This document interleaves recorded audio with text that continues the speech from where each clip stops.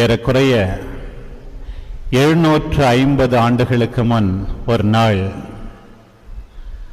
பொஹேமிய குரு ஒருவானவர் இத்தாலியிலே பயணம் செய்து கொண்டிருந்தார். அங்கே பொல்சேனா என்ற இடத்திலே புனித கிறிஸ்தினாவின் பேராலயத்திலே அவர் திருப்பலி நிறைவேற்றி கொண்டிருக்கின்ற போது அவருக்கே சந்தேகம் வந்தது.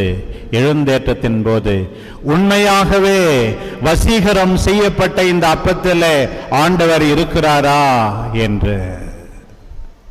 அந்த நேரத்திலே அந்த அப்பத்திலிருந்து அந்த தூய துணியிலே ரத்தம் வடிந்ததாம். பாருங்கள்,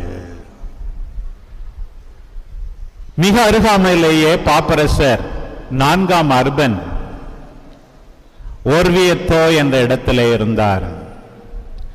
எல்லாரும் இந்த புதுமையை பார்த்துவிட்டு அந்த தூய துணியை எடுத்துக்கொண்டு பாப்பானவரிடம் சென்றார்கள். இப்படி நிகழ்ந்தது என்று, அது உண்மை என்று கண்டு அப்போதிருந்த பாப்பானவர் 4ஆம் அர்பன் இந்த ஓர்வியத்தோ என்ற இடத்திலே இந்த திரு தூய துணியை பாதுகாக்க, ஆண்டவருடைய ரத்தம் வடிந்த இந்த துணியை பாதுகாக்க ஒரு பேராலயம் எழுப்ப வேண்டும் என்று எழுப்பினார்.